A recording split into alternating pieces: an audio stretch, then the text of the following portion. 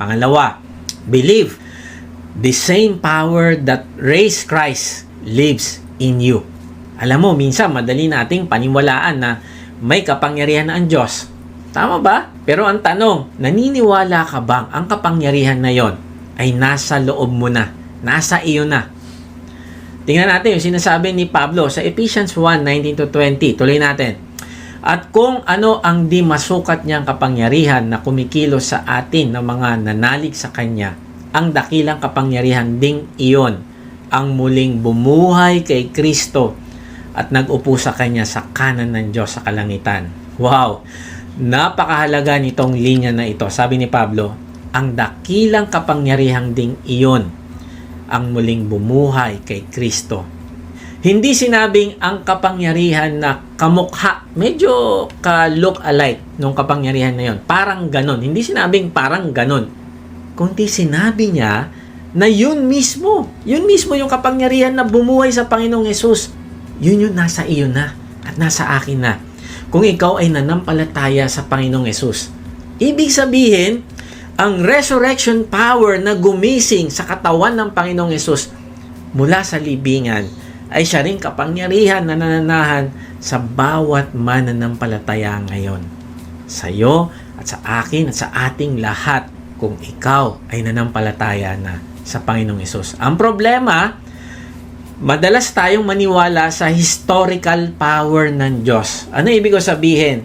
Naniniwala tayo na binuhay siya muli in the past, 2,000 years ago. Kaya lang nahihirapan tayo paniwalaan ang kapangyarihan niya ngayon sa present life natin. Akala natin noon lang posible yon, pero ngayon hindi na. Mali. Kasi nasa atin na mismo ang Panginoong Hesus. Kaya nga sabi ni Matthew Henry, it is desirable to feel the mighty power of divine grace, beginning and carrying on the work of faith in our souls.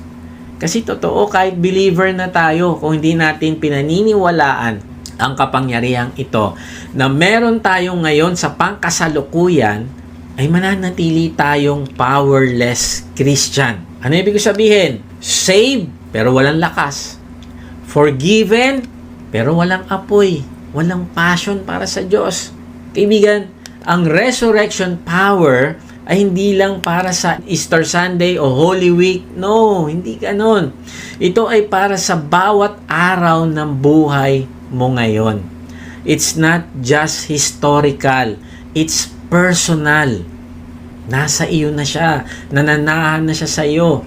Kaya nga sabi ni Timothy Keller, Paul's yearning to know the power of his resurrection teaches us that resurrection power is meant to transform us in the present, not just in the future. Ibig sabihin, kung kayang buhayin ng Diyos ang Panginoong Hesus mula sa patay, kaya rin niyang buhayin ang patay mong pag-asa. Kung kaya niyang ibalik ang buhay ng Panginoon, kaya niyang ibalik ang buhay ng puso mong napagod, puso mong nagtampo sa Diyos, puso mong nag-backslide, kaya niyang painitin muli ang pananampalatayang nanlamig. Kaya niyang buuin ang relasyong halos wala ng buhay. Ang dami ko nang nakitang relasyon na nabuo, na maghihiwalay na sana, pero nakilala nila ang Panginoong Hesus. Alam mo, minsan tinatanggap natin si Lord bilang tagapagligtas, pero hindi bilang source ng power. Kaya kapag dumating ang pagsubok at mga distraction sa buhay, parang bumabalik tayo sa old habits. Kasi mas kampante tayo sa sarili nating lakas. Akala natin, willpower lang kailangan ko. Kaya ko to, maiiwasan ko to. Kaibigan, hindi mo yan kaya. Imposible. Kaya kailangan araw-araw pagising mo, Lord, bigyan mo ko ng kaliwanagan ng puso ko na makita ko yung power mo at maranasan ko to. Pero tandaan mo, kaibigan, you were never meant to fight spiritual battles with human strength. Kaya sabi ni John Calvin, without the resurrection, the cross would be a tragedy. But with the resurrection, it becomes our triumph. Ibig sabihin, hindi lang tayo tinubos sa krus, kundi binigyan din tayo ng kapangyarihang mamuhay bilang bagong nilalang. Hindi tayo magiging triumphant hanggang wala ang power ng Diyos. Hindi natin ma-experience na may bagong kakayahan sa atin kung hindi tayo maniniwala, hindi natin yayakapin at hindi natin i-exercise sa buhay natin yung pagbabagong ginawa ng Diyos sa buhay natin. Ang isang halimbawa ng pagiging bagong nilalang, alam nyo, si Pablo. Dati kasi pangalan niya Saul. Galit na galit si Saul sa mga Kristiyano. Sabi nga sa Acts 9:1-2, basahin natin yon. Samantala, patuloy ang pagbabanta ni Saulo na maipapatay ang mga alagad ng Panginoon. Lumapit siya sa pinakapunong pari ng mga Hudyo at humingi ng mga sulat para sa mga sinagoga sa Damasco upang madakip niya at madala sa Jerusalem ang sinumang lalaki o babae na matagpuan niya roong kaanib sa daan ng Panginoon. Grabe, akala ni Saulo, yung pagpatay niya sa mga alagad ng Panginoong Hesus noon ay paglilingkod niya sa Diyos. Bulag ang puso niya, pero napakabuti ng Diyos. Kagaya mo at kagaya ko, kinatagpo niya tayo. Pinagliwanag ng Diyos ang kanyang puso. Sabi sa Acts 9:3, naglakbay si Saulo papuntang Damasco at nang siya'y malapit na sa lungsod, biglang kumislap sa paligid niya ang isang nakakasilaw na liwanag mula sa langit. Natumba siya sa lupa at narinig niya ang isang tinig na nagsasabi, "Saulo, Saulo, bakit mo ako inuusig? Sino kayo, Panginoon?" Tanong niya. "Ako si Jesus, ang iyong inuusig." Tugon ng tinig sa kanya. Alam mo, sa sandaling yon, nanampalataya si Pablo sa Panginoong Hesus. Siya ay binago ng Diyos at binago din ang buong direksyon ng buhay niya. Ang dating mamamatay tao, naging missionary. Ang dating kalaban, naging matinding tagapagbalita ng Ebanghelyo. Ang dating nagpapabagsak sa simbahan, sa church, ngayon ay bumubuo na ng mga simbahan. Kaya nga ang tanong, paano nangyari yon? Simple lang, resurrection power. Ang kapangyarihang bumuhay kay Kristo ay siya rin bumuhay kay Pablo mula sa spiritual na kamatayan. Na-realize ko na ako din wala namang pag-asa magbago. Mula sa pagiging sakim, addiction sa bisyo, material na bagay, addiction sa babae, wala akong pag-asa magbago kung susubukan ko lang sa willpower ko. Pero napakabuti ng Diyos dahil ang power niya sa pamamagitan ng banal na spirito ang tumulong sa akin na unti-unti magbago. Kaya ganoon na lang ang prayer ni Pablo na mas lalo pang maranasan ang power ng resurrection. Kahit siya mismo pinagpe-pray niya yun sa sarili niya.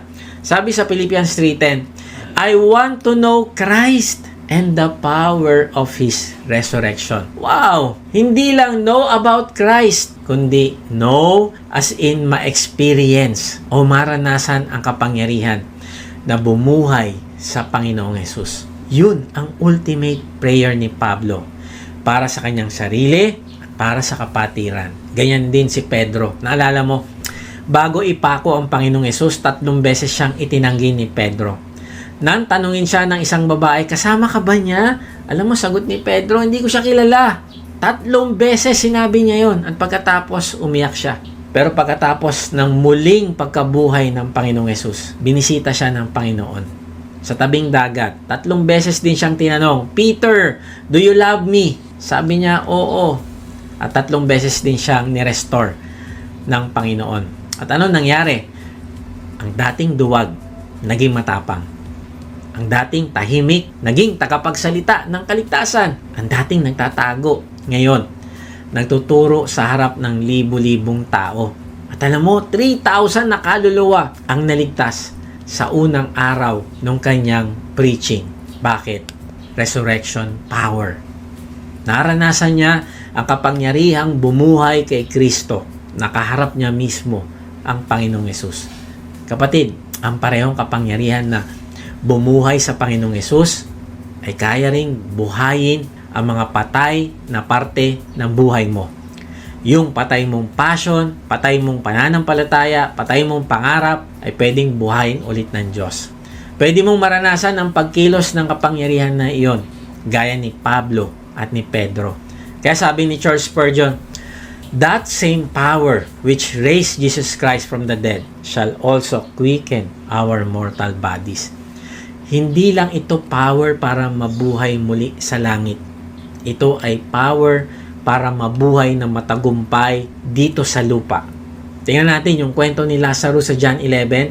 4 na araw na siyang patay. Sabi ni Martha, Lord, by this time, he already stinks. Pero ano sabi ng Panginoon? I am the resurrection and the life. He who believes in me, though he dies, he shall live. At sa harap ng lahat, sumigaw si Jesus, Lazarus, come forth. At lumabas si Lazarus at nabuhay. Kaibigan, kung kaya niyang buhayin muli si Lazarus, kayang-kaya niyang buhayin muli ang puso mong napagod. Ang relasyon mong tila wala ng pag-asa. Ang pananampalatayang halos mamatay na. Bakit? Kasi ang kapangyarihang iyon ay hindi lang nasa langit, kundi nasa iyo na.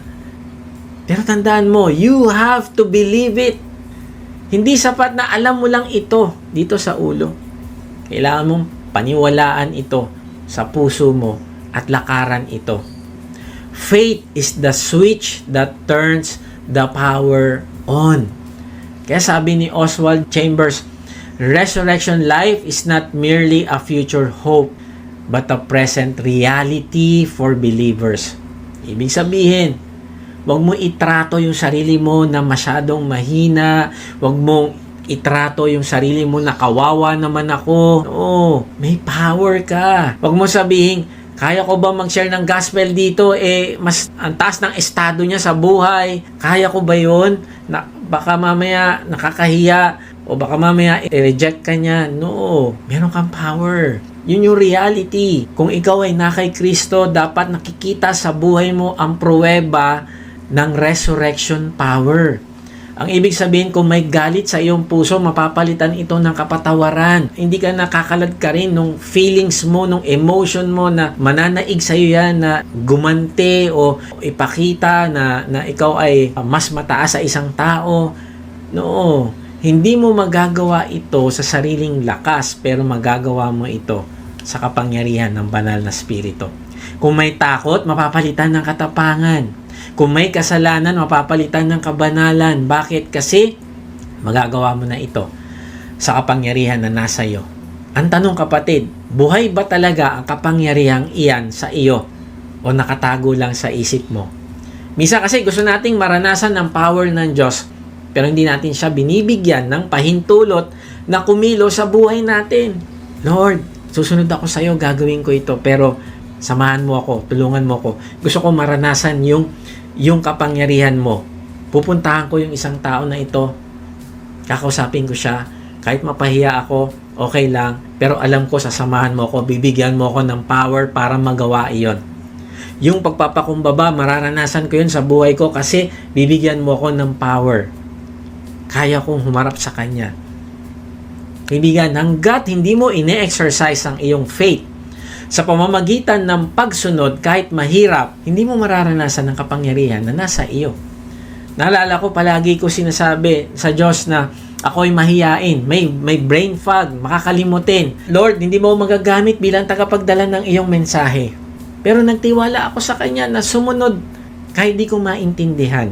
Naniwala ako sa sinabi niya na sasamahan niya ako. Sabi niya sa Acts 1:8, but you will receive power when the Holy Spirit comes on you, and you will be my witnesses in Jerusalem and in all Judea and Samaria and to the ends of the earth. Then sabi pa niya sa Matthew 28:19, therefore go and make disciples of all nations, baptizing them in the name of the Father and of the Son and of the Holy Spirit, and teaching them to obey everything I have commanded you. Grabe, parang ang hirap nito. Pero tingnan mo yung sabi niya, and surely I am with you always to the very end of the age. Grabe, no? Sabi niya doon sa mga talata, bibigyan niya ako ng power and at the same time, sasamahan niya ako. Kaya kahit hindi ko feel at may takot akong magsalita sa camera, gumawa ako ng vlog patungkol sa mga mensahe ng Diyos na gusto niyang iparating sa mga tao na kanyang nililigtas at pinalalakas. At doon ko naranasan ang kapangyarihan niya na magbago ng tao. Now, nawala ba yung brain fog ko? Hindi. Nawala ba yung pagkamahiyain ko? Hindi. Pero paano ko nagawa yun? Hindi dahil sa akin, dahil sa kapangyarihan ng Diyos. And sabi ko noon, Lord, ay mahiyain ako eh. So, nagpunta kami sa simbahan. dyan sa church sa Antipolo. And then yung mga bumababa doon, yung mga nagpe-pray, and then sabi ko, Lord, nakakaya po ito, pero sabi mo, sasamahan mo kami, and binigyan mo na ako ng power, binigyan mo kami ng power, then gagawin namin ito. Mag-share kami ng gospel. And ganun din yung ginawa niya dito sa online. Maraming tao nagbago, lumago, at nag-decide na sumunod sa Diyos. Imposible itong mangyari sa online setting. Akala ko walang paglago magaganap kung hindi face-to-face ang discipleship. Pero pinatunayan ng Diyos na walang imposible sa Kanya. Hindi limitado ang Holy Spirit sa geographical boundaries. Siya ang nangusap at nagbigay ng liwanag sa puso ng mga nakikinig dito sa ating channel at sa mga sumasali sa ating online discipleship group. Kaya kung hindi ka pa kasali sa ating online discipleship group, namimiss mo yung paglago, mamimiss mo yung pagkilos ng Holy Spirit at saka yung kanyang kapangyarihan sa buhay mo para baguhin ka at para i-equip ka para maglingkod sa Kanya. Kaya kaibigan, hindi mo mararanasan ang kapangyarihan ng Diyos hanggat hindi ka humahakbang ng may pananampalataya. Kaya kung ikaw ngayon ay nasa gitna ng pagod, sa gitna ng pagdududa, o paulit-ulit na pagkabigo, minsan sinasabi mo, naku, bakit ganun? Nagawa ko na naman ito. Bakit ganun? Parang lumalayo na naman ako sa Diyos. Kaibigan, believe that the resurrection power is already working in you. Hindi mo kailangan maramdaman yun. Hindi yun nakasalalay sa feelings. Kung hindi ito nakasalalay by faith, maniwala ka at lakaran mo at sumunod ka. Kuya Mike, di mo alam ang hirap ko. Tama ka. Pero alam yun ng Panginoong Hesus. At sabi niya, the same power that raised me from the dead is at work in you. Kaibigan, wala nang mas patay pa kaysa sa patay. Tama ba? Wala nang mas grabe pa dito. Pero kung kaya niyang buhayin ng patay, kaya niya ring ayusin ang lahat ng nasira sa buhay mo. Kaya kapag discouraged ka, alalahanin mo kapangyarihang bumuhay kay Kristo. Kapag natatakot ka, tandaan mo ang Holy Spirit ay nagbibigay ng kapangyarihan at hindi pagkatakot. Sabi sa 2 Timothy 1:7, sapagkat ang espiritong ibinigay sa atin ng Diyos ay hindi espiritu ng kahinaan ng loob, kundi espiritu ng kapangyarihan, pag-ibig at pagpipigil sa sarili. Ngayong linggo, wag mo hayaang maging theory lang ang kapangyarihan ng Diyos. Isabuhay mo ito. Kapag natitempt ka, sabihin mo, the power that raised Jesus lives in me. Kapag gusto mo sumuko, sabihin mo, the same power that rolled away the stone is rolling away my fear. Kapag napagod ka, sabihin mo, I'm not running on empty. I'm running on resurrection power. Kasi ang taong naniniwala sa kapangyarihang ito, hindi lang basta nabubuhay, kundi nabubuhay na may apoy. At yan ang ibig sabihin ng unshakable power.